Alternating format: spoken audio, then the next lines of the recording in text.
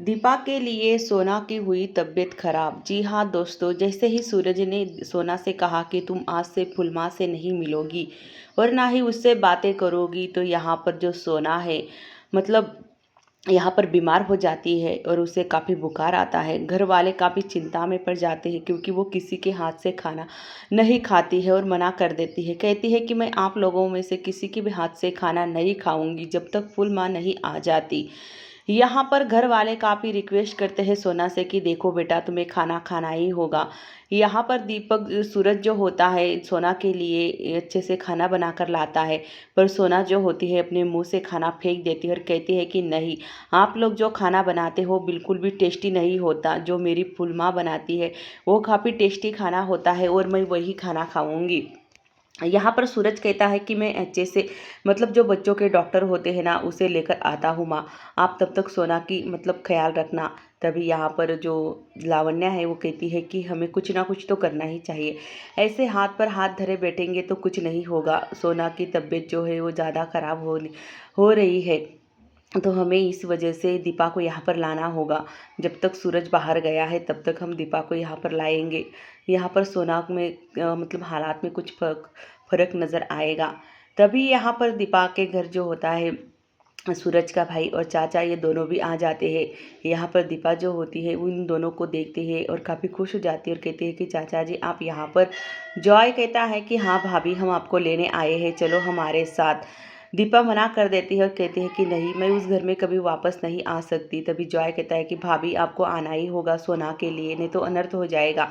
उसे बहुत तेज बुखार है और वो बार बार आप ही का नाम ले रही है। यहाँ पर जो दीपा होती है सोना की खबर सुनते ही वो मजबूर हो जाती है और जाने के लिए तैयार हो जाती है। पर वो पूछती है, पर सूरज जी क्या मुझे वहाँ पर आने देंगे? यहाँ पर जॉय और उसके चाचा कहते हैं कि तुम सूरज की चिंता मत करो, तुम चलो हमारे साथ, सिर्फ सोना को तुम्हारी ज़रूरत है और तुम नहीं आएगी तो बहुत बड़ा अनर्थ हो जाएगा। वो बच्ची खाना तक नहीं खा रही है, ना ही पानी पी रही है, ना ही दवाई ले रही है। यहाँ पर जो सूरज के पापा होते हैं वो इंतज़ार कर रहे होते हैं। वो दोनों से पूछते हैं कि तुम बड़ी बहू को लेने गए थे, अभी तक लाए नहीं हो। तभी यहाँ पर दीपा आती है और दीपा कहती है कि जी पापा जी, मैं आ चुकी हूँ। कहाँ पर है सोना? मुझे लेकर चलो सोना के पास। तभी जाय से कहते हैं उसके पापा कि जाओ, बड़ी बहू को सोना के रूम में लेकर जाओ, तब तक मैं सूरज पर ध्यान रखता हूँ, मैं उसे रोकने की कोशिश करूँगा। यहाँ पर जो सोना होती है वो काफ़ी बीमार होती है। वही दूसरी तरफ रूपा कहती है कि मैं मेरी माँ का काम पूरी तरीके से निपट लूँ, ताकि मेरी माँ को जब वहाँ से आने में देर हो जाएगी तो उसके काम पड़ रहे बाकी रहेंगे। इसी वजह से मैं सारे काम उसके कर लेती हूँ जो फूलों का काम है। यहाँ पर जैसे ही दीपा अपने रूम सोना के रूम में आती है, सोना को देखती है कि उसकी आंखों से आंसू बहने लगते हैं और उर्मी तो मुंह टेढ़ा मेढ़ा करने लगती है दीपा को देखकर और कहती है कि ये कहाँ से आ गई यहाँ पर, इसे क्या ज़रूरत थी? जब देखो तब मुंह उठा के चली आती है। यहाँ पर लावण्या दीपा से कहती है कि दीपा, नहीं मान मुझे नहीं पता कि सोना अब कैसे ठीक होगी, बस तुम्हारी ही लट लगा रखी है कि मेरी फुल माँ कब आएगी। दीपा अपने हाथ से खाना खिलाती है सोना को। तभी सोना कहती है कि फुल माँ आप आ गई हो। तभी यहाँ पर जो सूरज आ जाता है, उसकी गाड़ी आ जाती है। तो सूरज को रोकने के लिए घर वाले कहते हैं कि भैया अब सोना सो रही है, तुम ऊपर मत जाओ, यहाँ पर डॉक्टर साहिबा को जाने दो ऊपर, क्योंकि सोना डिस्टर्ब होगी। सूरज कहता है कि मेरी बेटी है तो मुझसे कैसे डिस्टर्ब होगी, मुझे तो जाना ही होगा ना ऊपर। आप लोग ऐसे क्यों कर रहे हो, ऐसा व्यवहार क्यों कर रहे हो मेरे साथ? मुझे सोना के रूम में जाने नहीं दे रहे हो, आखिर क्या बात है?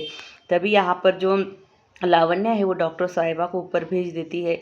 यहाँ पर सूरज को रोकते हैं सब लोग, कहते हैं कि तुम मत जाओ, तुम भी थक चुके हो, अब तुम अपने कमरे में जाकर आराम कर लो और हम सोना को संभाल लेंगे। पर सूरज जो होता है वो समझ जाता है कि कुछ ना कुछ तो बात है, जो ये घर वाले मुझे ऊपर जाने से मना कर रहे हैं। तभी सूरज कहता है कि माँ आखिर क्या बात है, आप ऐसे क्यों कर रहे हो मेरे साथ? मेरी बेटी है, मेरी बेटी को इतना बुखार, उसकी इतनी तबीयत खराब हो चुकी है और आप मुझे ही मना कर रहे हो जाने से। मैं तो जाकर रहूँगा और मेरी बेटी से मिलकर रहूँगा। तभी यहाँ पर लावण्या जो होती है वो कहती है कि इसे तो रोकना नामुमकिन ही हो रहा है, ये लड़का मेरी बात मानेगा नहीं, वो जाकर रहेगा। तभी सोना इंजेक्शन लेने से मना करती है और सोना कहती है कि फुलमा आप मुझे एक लोरी सुनाओ ना, आप लोरी सुनाओगे तो मुझे बड़ा अच्छा लगेगा। डॉक्टर कहती है कि देखो माँ बेटी का प्यार ऐसा ही होता है, और कितने भी बच्चा बीमार हो, अगर माँ के गोद में हो तो उसकी सारी बीमारियाँ भाग जाती है। यहाँ पर दीपा जो होती है वो सोना को लोरी सुनाती है उसकी आवाज़ में, और ये लोरी का आवाज़ जो होता है वो नीचे तक जाता है। मतलब जैसे ही वो आवाज़ सूरज के कानों पर पड़ता है, सूरज कहता है कि ये आवाज़ मैंने कहीं सुनी सुनी है। हाँ, ये दीपा की आवाज़ है। मतलब आपने दीपा को फिर से इस घर में बुलाया, मेरे खिलाफ आप सब लोग गए हो, क्यों ऐसा किया आप लोगों ने? पहले भी मैंने आपको सबको बताया था ना कि इस घर में दीपा नहीं आनी चाहिए, फिर आप लोग मेरी बात समझते क्यों नहीं हो? तभी यहाँ पर दीपा सूरज को रोकने की पूरी कोशिश करते हैं, पर सूरज तो आपको पता है कि कैसे तिल मिलाता है और कैसे पागलों जैसे हरकतें करने लगता है। वो ऊपर आता है और सोना की तरफ देखकर वो भी शांत हो जाता है और दीपा के पास बैठ जाता है। तभी डॉक्टर कहती है कि आपको अपनी बच्ची का ध्यान रखना चाहिए, उसे माँ की ज़रूरत है, माँ बाप का प्यार की ज़रूरत है। यहाँ पर सोना यहाँ पर तब तक जो दीपा होती है वो यहाँ से निकलने के लिए बाहर जा रही होती है। तभी यहाँ पर जब मिशिका आती है और कहती है कि तुम्हें यहाँ पर किसने आने दिया और तुम आई कैसे? तभी यहाँ पर दीपा उससे कहती है कि तुम अपनी बेटी का ध्यान रखो, मुझे ज़रूरत नहीं थी यहाँ पर आने की, तुम अपनी बेटी का अच्छे से ध्यान रखती तो। दीपा जैसे ही जाने के लिए निकलती है, उसे सूरज कहता है कि रुको दीपा, कहाँ जा रही हो? इतने सालों बाद आई हो, ऐसे ही जा रही हो? घर वालों को यही लगता है कि कहीं सूरज का मन तो नहीं बदल गया। सूरज कहता है कि इसकी खातिरदारी करो, इसे अच्छा खाना खिलाओ, पार्टी करो, मम्मा तुम्हारी बहू आई है घर कितने सालों बाद। लावण्य कहती है कि सूरज तुम ऐसी बहकी बहकी बातें क्यों करते हो हमेशा? दीपा तो सिर्फ सोना की मदद करने आई थी, देखा ना तुमने सोना कैसे कर रही थी फुल माँ के बिना। सूरज कहता है कि अभी के अभी मैं मेरी बेटी को लेकर यहाँ से चला जाऊँगा और बहुत दूर चला जाऊँगा। तभी यहाँ पर दीपा को वो भला बुरा कहता है और घर वालों से भी लड़ाई करता है। कहता है कि तुम लोग आज से मेरे नहीं है, ये सो कॉल्ड फैमिली मुझसे ही मेरे खिलाफ गई है, उससे आज हमारी मतलब मेरी चिंता नहीं है, मतलब ये लड़की की चिंता है। ये लड़की जब भी इस घर में आती है कोई ना कोई तमाशा करके यहाँ से जाती है। सूरज को सारे लोग जो होते हैं वो समझाने की कोशिश करते हैं। तभी दीपा कहती है कि बस करो सूरज जी, बहुत हो चुका है। आपने अगर अपनी बेटी को माँ का प्यार और बाप का प्यार सही से दिया होता तो उसे ढूंढने की बाहर जाने की ज़रूरत नहीं होती कि वो बाहर जाकर अपनी माँ का प्यार ढूंढ सके। आप क्यों नहीं उसे अच्छे से रख पाते हो? क्यों वो अपने मतलब अपने माँ बाप को छोड़कर दूसरों की तरफ आती है? मतलब उसकी माँ बाप होते हुए भी उसे माँ का प्यार चाहिए, बाप का प्यार चाहिए, उसे स्नेह मोह चाहिए। फिर आप नहीं दे सकते तो आप किस तरीके से माँ बाप हो सकते हो? उसे माँ की ज़रूरत है। और आप क्या सोच रहे हो कि ये पैसे, कपड़े, महंगे महंगे कपड़े, गाड़ी से वो आप बच्चों को खुश कर सकते हो, पर माँ का प्यार नहीं दे सकते। और आपको इतनी ही फिक्र है अपनी बेटी की तो उसे माँ का प्यार दो, ताकि वो मेरे पास ना आए और ना ही मुझसे वो कोई भी उम्मीद रखे। तभी यहाँ पर सूरज जो होता है बहुत ज़्यादा गुस्सा हो जाता है, घर वालों से कहता है कि ये लड़की अभी अभी क्या कह के गई, तुमने आप लोगों ने सुना ना? मेरी बेटी को माँ का प्यार चाहिए, अब मैं उसे माँ का प्यार दिलाकर रहूँगा। अब मैं सोच लिया हूँ कि मैं उसे एक अच्छी सी परवरिश दूंगा। यहाँ पर वो फैसला ले लेता है कि वो फिर से मिशिका से शादी करेगा, क्योंकि सोना को माँ की ज़रूरत है ना, तो मिशिका ही सोना की माँ बनेगी। ये बात सुनकर सोना तो मतलब मिशिका इतनी खुश हो जाती है, उसे लगता है कि कहीं उसने मतलब सब कुछ हासिल तो नहीं कर लिया। घर वाले इस बात को सुनकर काफ़ी परेशान हो जाते हैं। कहते हैं कि नहीं मिशिका से तुमने अभी भी तुम्हारा भूत उतरा नहीं है, फिर भी बार बार क्यों तुम मिशिका पे ही अटक जाते हो, बार बार क्यों उस लड़की से ही शादी करना चाहते हो? यहाँ पर मिशिका जो होती है जाने वही वाली होती है। तभी यहाँ पर जो दीपा का मुंह बोला भाई होता है, तबला यहाँ पर कहता है कि मैडम जी गाड़ी नहीं रुकेगी। मिशिका कहती है कि तुम गाड़ी कौन से दिशा में लेकर जा रहे हो, मुझे उस रास्ते पर नहीं जाना है। तबला यहाँ तो वो तबला से कहती है कि मतलब आप कौन हो, आपको तो मैंने कहीं पहले देखा नहीं है। मिशिका से वो कहता है कि मैडम जी गाड़ी मेरी है तो मेरे ही मर्जी से चलेगी ना, आपकी मर्जी से तो नहीं चलेगी ना। वो ऐसी सुनसान जगह पर लेकर आता है मिशिका को तबला, और कहता है कि बताओ, नहीं तो आज तो तुझे मैं यहाँ से जिंदा जाने नहीं दूंगा। बताओ तूने रूपा और सूरज के बीच में कौन सी गलतफहमी फैलाई है, जो आज सूरज और दीपा दोनों एक दूसरे से अलग हो गए हैं। तभी यहाँ पर डर के मारे जो होता है वो मिशिका कहती है कि हाँ, वो रिपोर्ट मैंने ही बनाई थी कि सूरज बाप नहीं बन सकता, और हाँ ये गलतफहमी भी मैंने ही फैलाई थी कि दीपा के पेट में किसी और के बच्चे हैं और यहाँ पर सूरज और दीपा के बीच में सारी गलतफहमी है।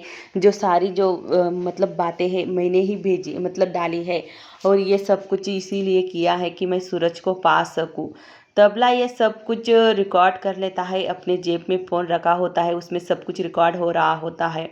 मैं इशिका कहती है कि मैंने ही यहाँ पर कबीर और दीपा के नाजायज़ संबंध के बारे में सूरज से कहा था। ये सारी गलतफहमी जो है मैंने ही सूरज के दिमाग में भरी थी। तबला कहता है कि अब तुम जा सकती हो क्योंकि मैंने सारी बातें तुम्हारी इस फ़ोन में रिकॉर्ड कर ली है। यहाँ पर मिशिका कहती है कि किसी तरह इस फ़ोन से मुझे मेमोरी कार्ड निकालना ही होगा। यहाँ पर लावण्य आती है अपनी मतलब रूपा आती है। रूपा के हाथ से दीपा ने खाना भेजा होता है क्योंकि वो खा ले। तभी यहाँ पर रूपा कहती है कि देखो मैं तुम्हें खाना लेकर आई हूँ, मैं तुम खाओगी ना। यहाँ पर सोना कहती है कि ये तो फुल माँ का बना हुआ खाना है, हाथ का बना हुआ खाना है। तभी यहाँ पर रूपा कहती है कि देखा डॉक्टर साहब, रूपा सोना को कितना अच्छा लगता है ना खाना। यहाँ पर मिशिका जो होती है अपने मतलब पर्स से स्प्रे की बोतल निकालती है और तबला के आंखों पे मार देती है और फ़ोन से मेमोरी निकाल लेती है। पर तबला जो होता है उससे छीन लेता है, छीनते छीनते ही उसके हाथों से वो मेमोरी कार्ड गिर जाता है। यहाँ पर मिशिका कहती है कि यहाँ से मुझे भागना होगा, नहीं तो ये मेरे साथ कुछ गलत कर सकता है। और सुबह से ही मिशिका का पता नहीं है, उसका फ़ोन नहीं लग रहा है। तो सूरज जो है वो घर वालों पर इल्ज़ाम लगा रहा है। जब से मैंने शादी की बात कही मिशिका से तब से मिशिका मिसिंग है और वो घर भी नहीं आई, ना ही अस्पताल गई है, ना ही मेरा फ़ोन उठा रही है। कहीं आप लोगों ने तो उसे किडनैप नहीं किया। तभी यहाँ पर जो दीपा होती है वो दीपा घर आती है और यहाँ से कहती कि भैया आप कहाँ पर थे, अब अचानक से कहाँ पर चले गए थे। रूपा कहते कि मामा आप आए थे ना, फिर क्यों चले गए थे। तभी यहाँ पर तबला कहता है कि हाँ हाँ भांजी तुम क्यों चिंता कर रही हो, अब मैं तुम्हारे ही साथ रहूँगा। अब सूरज यहाँ पर अपनी बेटी के साथ स्कूल आता है और उस प्रिंसिपल मैडम से कहता है कि हम अमेरिका शिफ्ट हो रहे हैं, तो हमें यहाँ पर उसके सारे जो डॉक्यूमेंट है सोना के वो चाहिए, अब हमें शहर में नहीं रहना है। रूपा अपनी माँ से कहती है, दीपा जो होती है वो सोना कहती है कि देखो ना फुलमा, मेरे पापा मुझे यहाँ से बहुत दूर लेकर जाना चाहते हैं, दादा दादी से आपसे दूर करना चाहते हैं हमेशा के लिए। वो अमेरिका जाना चाहते हैं। यहाँ पर घर वाले तो काफ़ी परेशान हो जाते हैं सूरज की बात सुनकर, क्योंकि अ, यहाँ पर वो चाहता है कि वो अपनी बेटी को यहाँ पर नहीं रखेगा, इन सब से कहीं दूर लेकर जाएगा। तभी यहाँ पर उर्मी काफ़ी खुश हो जाती है, कहती है कि अब सारे घर पर मेरा ही राज होगा क्योंकि मैं ही तो अकेली इस घर की बहू हूँ और मेरे पेट में जो बच्चा है वही इस घर का असली हकदार है, वही वारिस है।